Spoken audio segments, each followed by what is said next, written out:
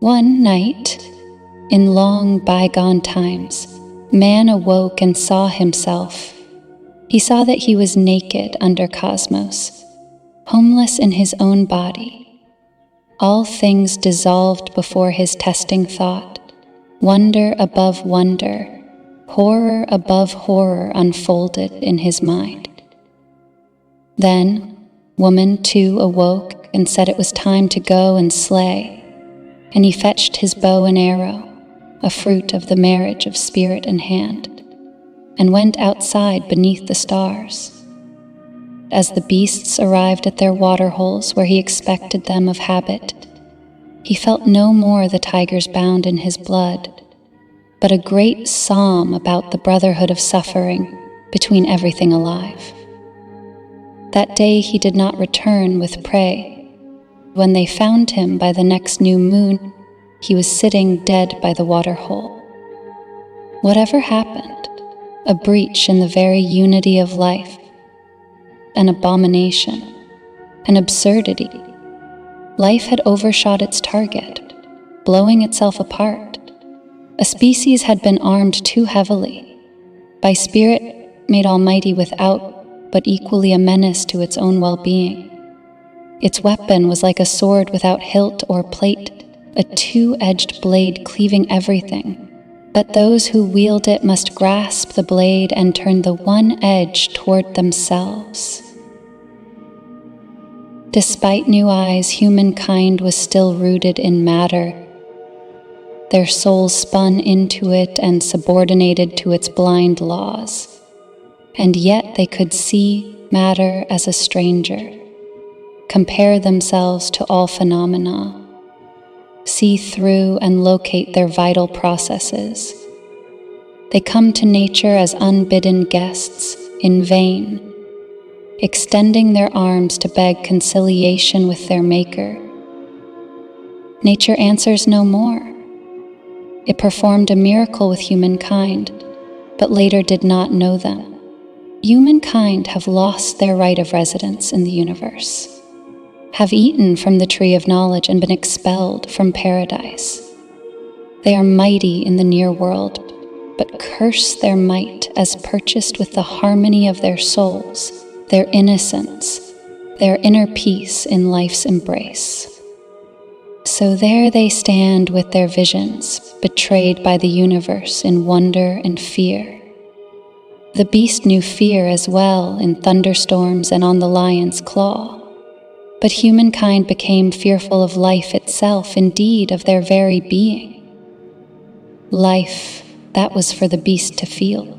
The play of power, it was heat and games and strife and hunger. And then at last to bow before the law, of course. In the beast, suffering is self-confined. In humankind, it knocks holes into a fear of the world and a despair of life. Even as the child sets out on the river of life, the roars from the waterfall of death rise highly above the veil, ever closer and tearing at its joy. Humankind beholds the earth, and it is breathing like a great lung. Whenever it exhales, delightful life swarms from all its pores and reaches out toward the sun. But when it inhales, a moan of rupture passes through the multitude, and corpses whip the ground like bouts of hail. Not merely their own day could they see. The graveyards wrung themselves before their gaze. The laments of sunken millennia wailed against them from the ghastly decaying shapes. The earth turned dreams of parents. Future's curtain unraveled itself to reveal a nightmare of endless repetition. A senseless squander of organic material. The suffering of human billions makes its entrance into them through the gateway of compassion. From all that happen arises a laughter, to mock the demand for justice, their profoundest ordering principle. They see themselves emerge from the womb. Each holds up a hand in the air. It has 5 branches. Whence this devilish number 5? And what has it to do with the soul? They are no longer obvious to themselves. They touch their bodies in utter horror. This is you, and so far do you extend, and no farther. They carry a meal within. Yesterday it was a beast that could itself dash around. Now they suck it up and make it part of themselves. And where do they begin and end? And everything they want to grasp dissolves before the testing thought. Soon they see mechanics even in the so far whole and dear. In the smile of a beloved, there are other smiles as well, a torn boot with toes. Eventually, the features of things are features only of themselves. Nothing exists without them. Every line points back at them. The world is but a ghostly echo of their voices. They leap up, loudly screaming, and wants to disgorge themselves onto the earth along with their impure meal. They feel the looming of madness and want to find death before losing even such ability. But as they stand before imminent death, they grasp its nature also, and the cosmic import of the step to come. Their creative imagination constructs new, fearful prospects behind the curtain of death, and they see that even there is no sanctuary found. And now they can discern the outline of their biological cosmic terms. They are the universe's helpless captives, kept to fall into nameless possibilities. From this moment on, they are in a state of relentless panic. Such a feeling of cosmic panic is pivotal to every human mind. Indeed, the race appears destined to perish insofar as any effective preservation and continuation of life is ruled out, when all of the individual's attention and energy goes to endure or relay the catastrophic high tension within. The tragedy of a species becoming unfit for life by over-evolving one ability is not confined to humankind. Thus it is thought, for instance, that certain deer in paleontological times succumbed as they acquired overly heavy horns. The mutations must be considered blind. They work, are thrown forth without any contact of interest with their environment. In depressive states, the mind may be seen in the image of such an antler, in all its fantastic splendor pinning its bearer to the ground. Why, then, has mankind not long ago gone extinct during great epidemics of madness? Why do only a fairly minor number of individuals perish because they fail to endure the strain of living, because cognition gives them more than they can carry? Cultural history, as well as observation of ourselves and others, allow the following answer. Most people learn to save themselves by artificially limiting the content of consciousness. If the giant deer at suitable intervals had broken off the outer spears of its antlers, it might have kept going for some while longer. Yet in fever and constant pain, indeed in betrayal of its central idea, the core of its peculiarity, for it was vocated by creation's hand to be the horn-bearer of wild animals. What it gained in continuance, it would lose in significance, in grandness of life. In other words, a continuance without hope. A march, not up to affirmation, but forth across its ever-recreated ruins. A self-destructive race against the sacred will of blood. The identity of purpose and perishment is, for giant deer and man alike, the tragic paradox of life. In devoted Beijing, the last Cervus giganticus bore the badge of its lineage to its end. The human being saves itself and carries on. It performs to extend a settled phrase, a more or less self-conscious repression of its damaging surplus of consciousness. This process is virtually constant during our waking and active hours and is a requirement of social adaptability and of everything commonly referred to as healthy and normal living. Psychiatry even works on the assumption that the healthy and viable is at one with the highest in personal terms. Depression, fear of life, refusal of nourishment, and so on are invariably taken as signs of a pathological state and treated thereafter. Often, however, such phenomena are messages from a deeper, more immediate sense of life, bitter fruits of a geniality of thought or feeling at the root of anti-biological tendencies.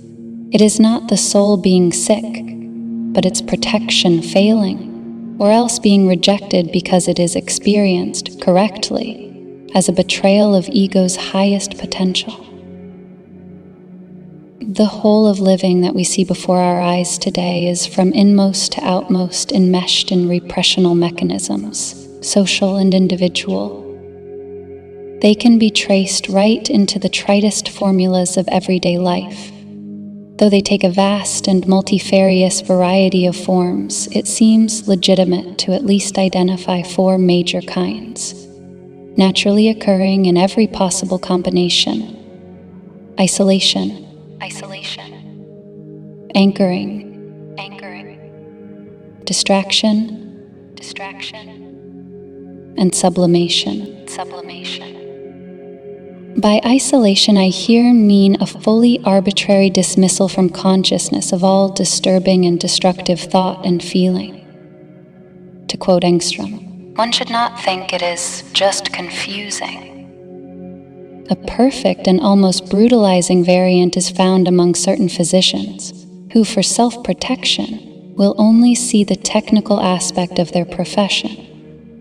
It can also decay to pure hooliganism, as among petty thugs and medical students, where any sensitivity to the tragic side of life is eradicated by violent means.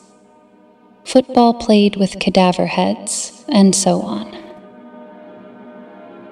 In everyday interaction, isolation is manifested in a general code of mutual silence, primarily toward children, so these are not at once scared senseless by the life they have just begun, but retain their illusions until they can afford to lose them.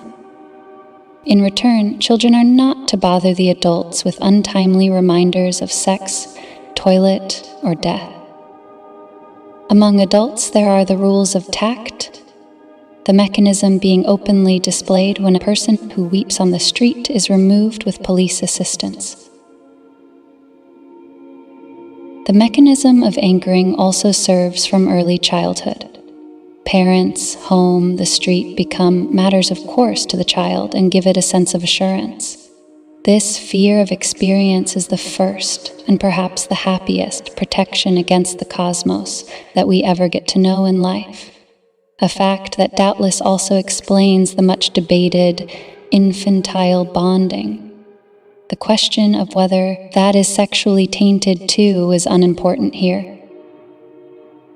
When the child later discovers that those fixed points are as arbitrary and ephemeral as any others, it has a crisis of confusion and anxiety and promptly looks around for another anchoring. In autumn, I will attend middle school. If the substitution somehow fails, then the crisis may take a fatal course, or else what I will call an anchoring spasm occurs. One clings to the dead values, concealing as well as possible from oneself and others the fact that they are unworkable, that one is spiritually insolvent. The result is lasting insecurity, feelings of inferiority, overcompensation, restlessness. Insofar as this state falls into certain categories, it is made subject to psychoanalytic treatment, which aims to complete the transition to new anchorings. Anchoring might be characterized as a fixation of points within or construction of walls around the liquid fray of consciousness.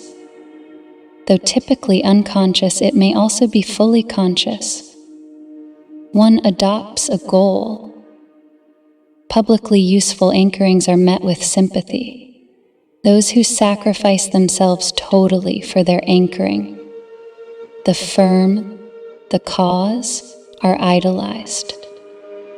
They have established a mighty bulwark against the disillusion of life, and others are by suggestion gaining from such strength. In a brutalized form, as deliberate action, it is found among decadent players. One should get married in time, and then the constraints will come of themselves. Thus, one establishes a necessity in one's life, exposing oneself to an obvious evil from one's point of view, but a soothing of the nerves, a high-walled container for a sensibility to life that has been growing increasingly crude. Ibsen presents in Hjalmar Ekdal and Molvik 2 flowering cases, living lies. There is no difference between their anchoring and that of the pillars of society, except for the practico-economical unproductiveness of the former. Any culture is a great rounded system of anchorings built on foundational firmaments, the basic cultural ideas. The average person makes do with the collective firmaments. The personality is building for itself.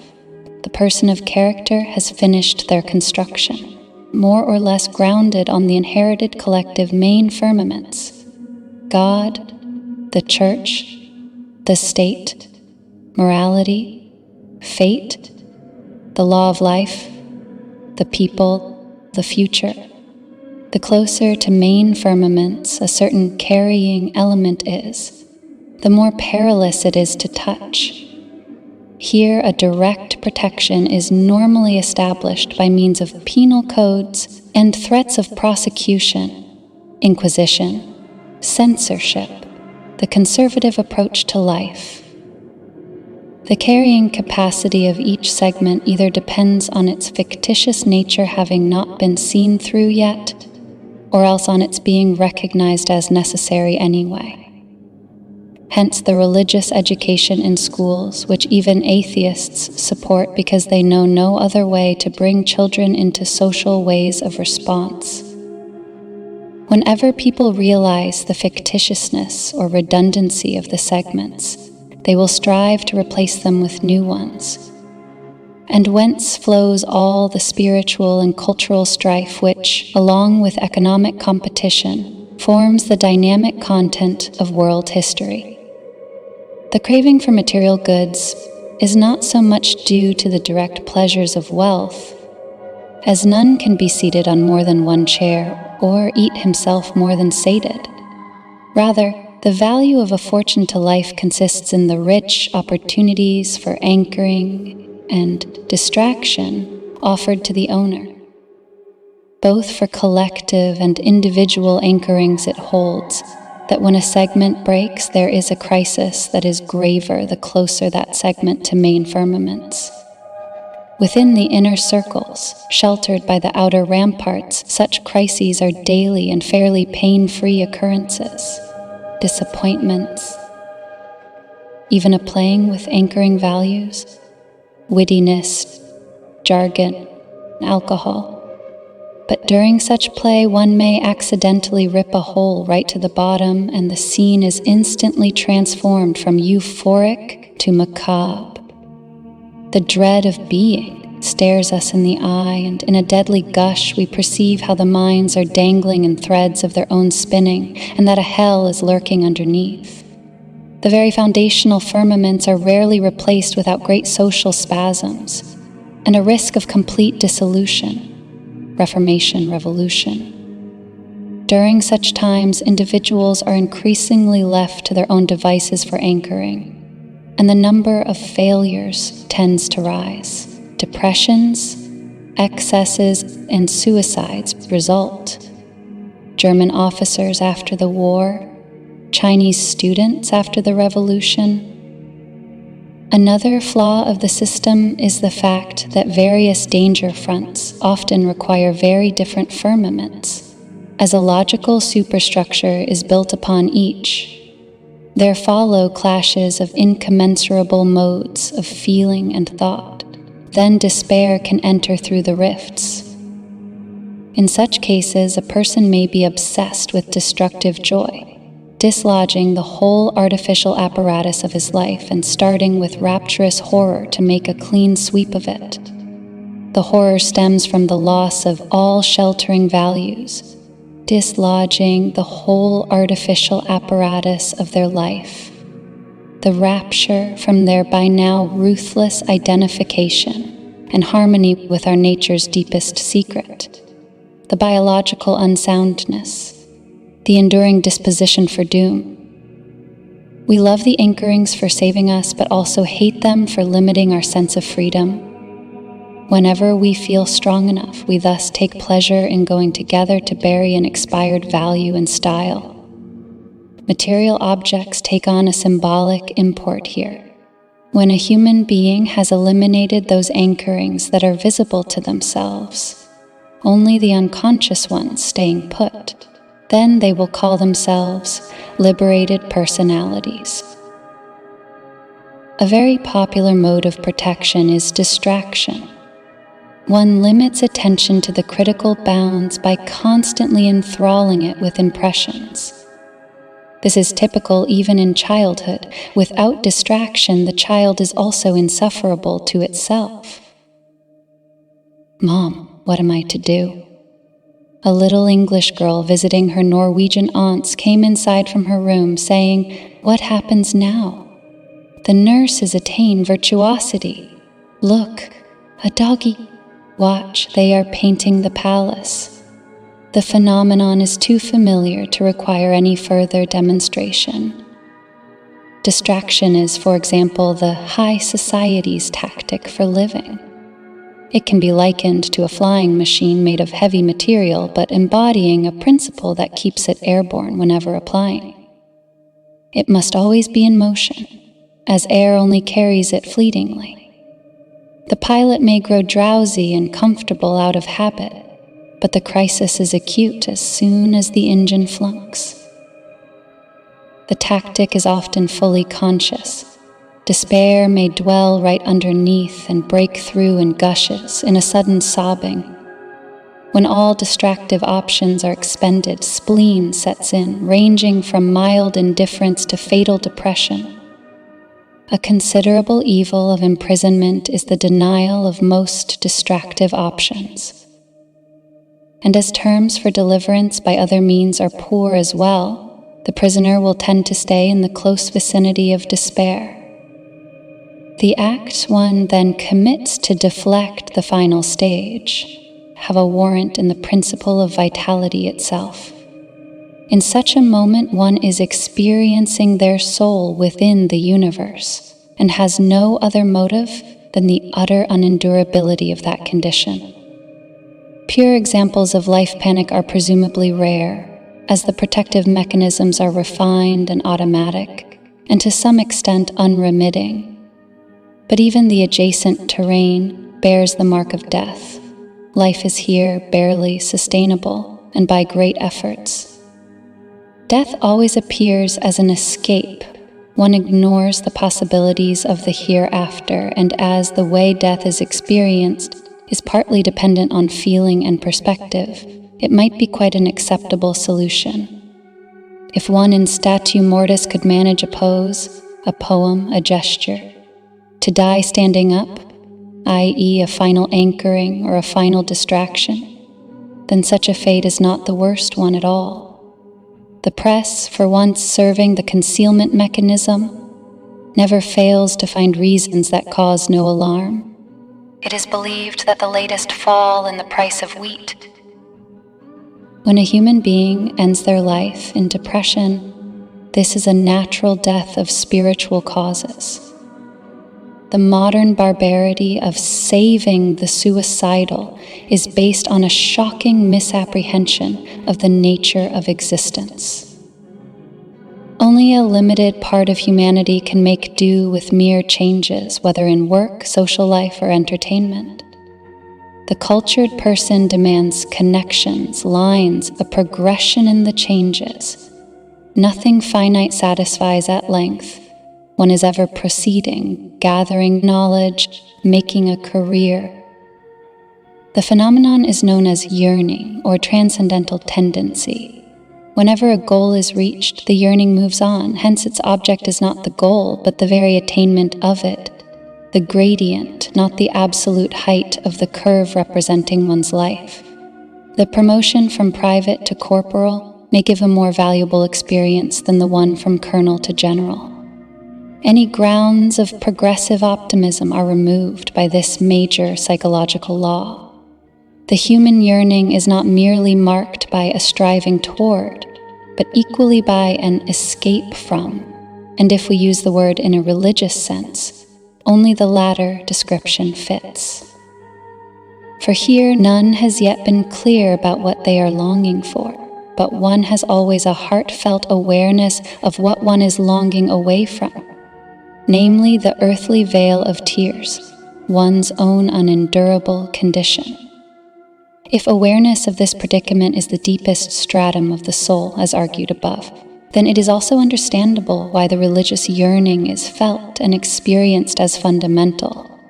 By contrast, the hope that it forms a divine criterion, which harbors a promise of its own fulfillment, is placed in a truly melancholy light by these considerations.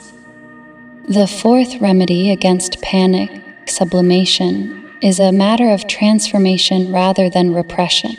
Through stylistic or artistic gifts, can the very pain of living at times be converted into valuable experiences? Positive impulses engage the evil and put it to their own ends, fastening on to its pictorial, dramatic, heroic, lyric, or even comic aspects. Unless the worst sting of suffering is blunted by other means or denied control of the mind, such utilization is unlikely, however. The mountaineer does not enjoy their view of the abyss while choking with vertigo. Only when this feeling is more or less overcome do they enjoy it. To write a tragedy, one must, to some extent, free oneself from, betray the very feeling of tragedy, and regard it from an outer, e.g., aesthetic point of view. Here is, by the way, an opportunity for the wildest round dancing through ever higher ironic levels into a most embarrassing circulus videosus. Here one can chase one's ego across numerous habitats, enjoying the capacity of the various layers of consciousness to dispel one another. The present essay is a typical attempt at sublimation. The author does not suffer, he is filling pages and is going to be published in a journal. The martyrdom of lonely people also shows a kind of sublimation. They gain in significance thereby.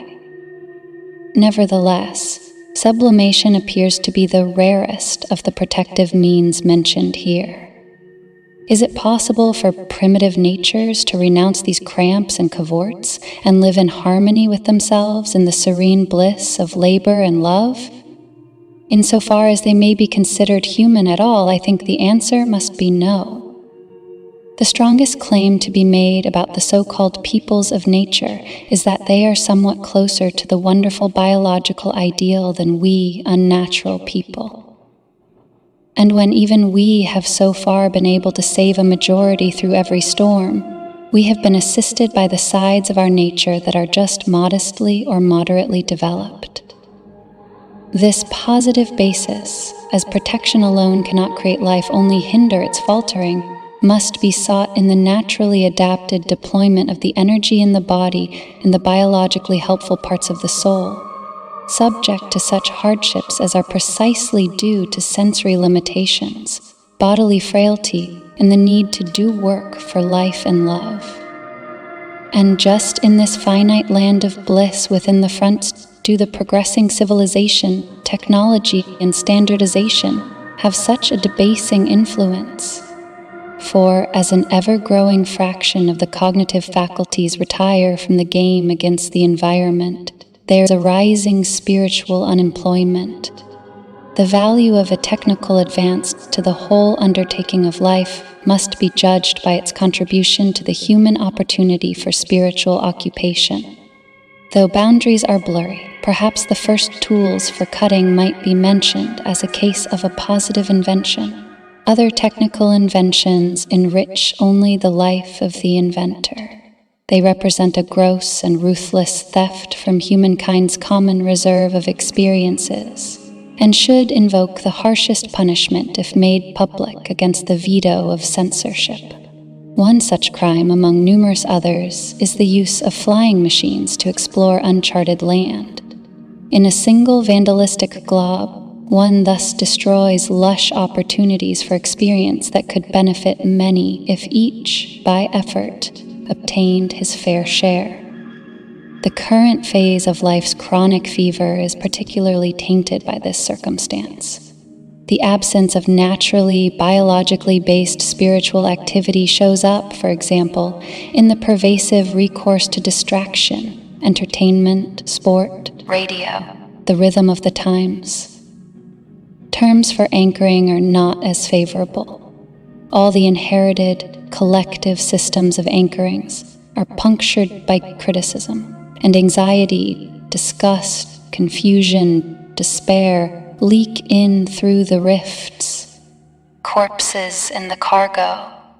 Communism and psychoanalysis, however incommensurable otherwise, both attempt, as communism has also a spiritual reflection, by novel means to vary the old escape anew, applying respectively violence and guile to make humans biologically fit by ensnaring their critical surplus of cognition. The idea in either case is uncannily logical, but again it cannot yield a final solution. Though a deliberate degeneration to a more viable nadir may certainly save the species in the short run, it will, by its nature, be unable to find peace in such resignation, or indeed, find any peace at all. If we continue these considerations to the bitter end, then the conclusion is not in doubt. As long as humankind recklessly proceeds in the fateful delusion of being biologically fated for triumph, nothing essential will change. As its numbers mount and the spiritual atmosphere thickens, the techniques of protection must assume an increasingly brutal character. And humans will persist in dreaming of salvation and affirmation and a new Messiah. Yet when many saviors have been nailed to trees and stoned on the city squares, then the last Messiah shall come. Then will appear those who, as the first of all, have dared strip their souls naked and submit them alive to the outmost thought of the lineage, the very idea of doom. Those who have fathomed life and its cosmic ground, and whose pain is the earth's collective pain. With what furious screams shall not mobs of all nations cry out for their thousandfold death, when like a cloth their voices enclose the globe, and the strange message has resounded, for the first and last time. The life of the worlds is a roaring river, but Earth's is a pond and a backwater. The sign of doom is written on your brows. How long will ye kick against the pinpricks? But there is one conquest and one crown, one redemption and one solution. Know yourselves, be infertile, and let the earth be silent after you. And when they have spoken, the rest will pour themselves over them, led by the pacifier makers and the midwives, and bury them in their fingernails. They are the last Messiah. As descendants from ancestors, they stem from the archer by the waterhole.